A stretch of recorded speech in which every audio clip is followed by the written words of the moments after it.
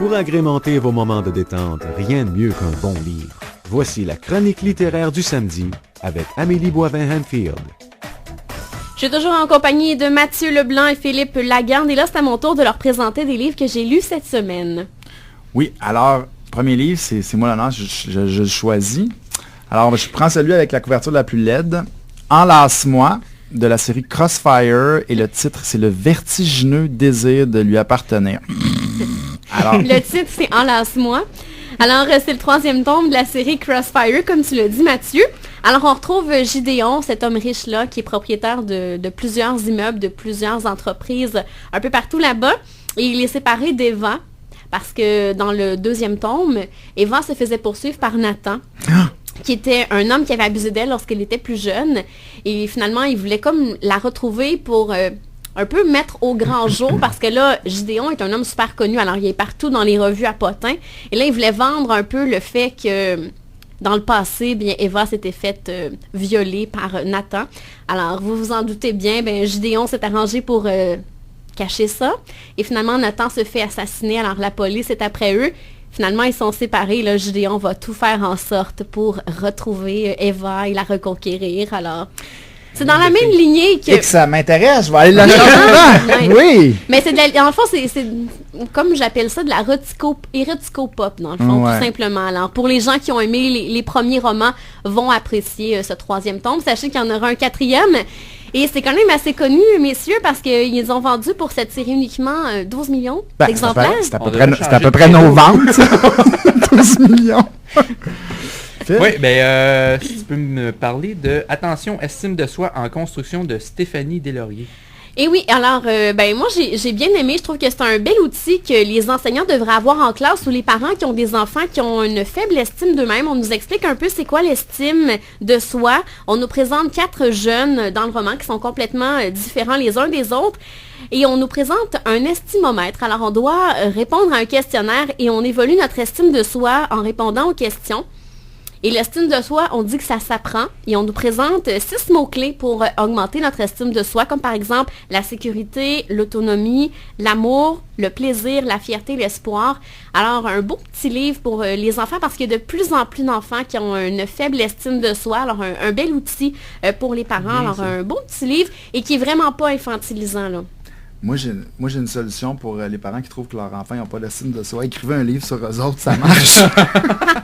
C'est vrai, ça! C'est pas fou! C'est sûr que Romy, elle doit avoir une bonne estime d'elle-même. Oui, ça va très, très bien, oui. Et elle doit faire partie des enfants très populaires à l'école. Oui, au début, elle était plus gênée, mais là, maintenant, oui, ça s'en va vers ça tranquillement. I create a monster. Bon, je me garde la folle pour tantôt. Parle-nous de Survivre de Greg Hurwitz.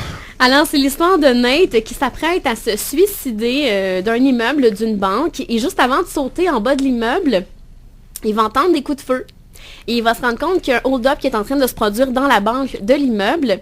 Et il va décider d'aller secourir les gens. Puis pendant qu'il va s'apprêter à secourir des gens, il y a des pauvres gens qui sont à l'intérieur de la banque qui vont se faire assassiner.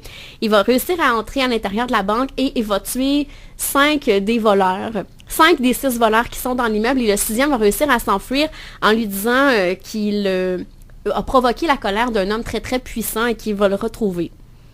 OK, mais là tu vas pas nous conter la fin, je vais le lire. Ben non. OK. Et là, on va découvrir pourquoi, dans les premières pages, pourquoi Nate a voulu s'enlever la vie parce que c'est un vétéran de la guerre en Irak. Il a perdu sa femme et sa fille à cause de ça parce qu'il a été parti pendant 18 mois. Sa fille lui en veut beaucoup, sa femme aussi. Alors, il est complètement abasourdi et il est atteint d'une grave maladie dégénérative. Alors, c'est la raison pour laquelle il voulait se suicider pour éviter de subir les conséquences de cette grave maladie-là. Bientôt. Alors, c'est vraiment un très, très bon suspense. J'ai beaucoup aimé, très touchant.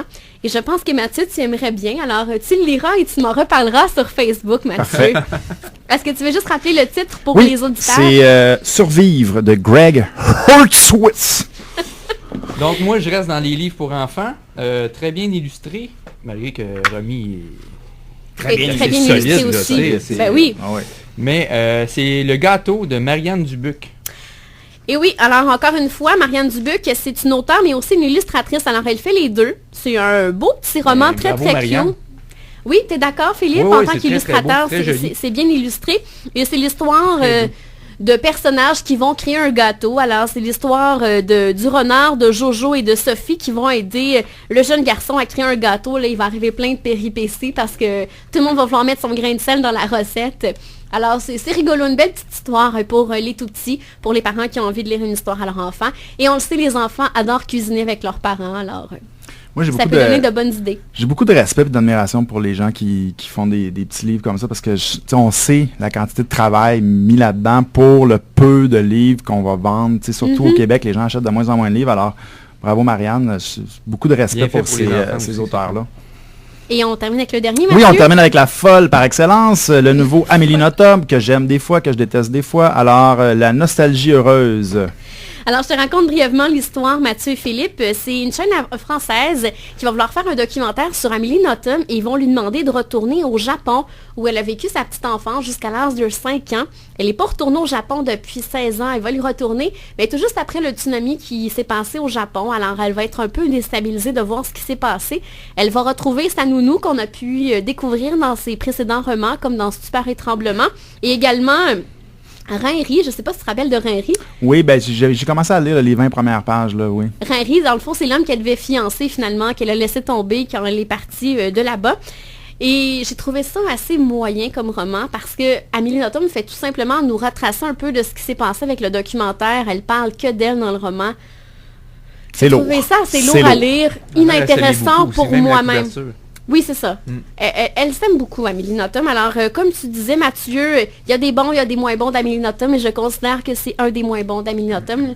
La nostalgie heureuse, je me rappelle bien. Oui, c'est ça. Ben, merci, messieurs. Alors, on se retrouve dans les prochaines minutes pour déjà la conclusion de l'émission.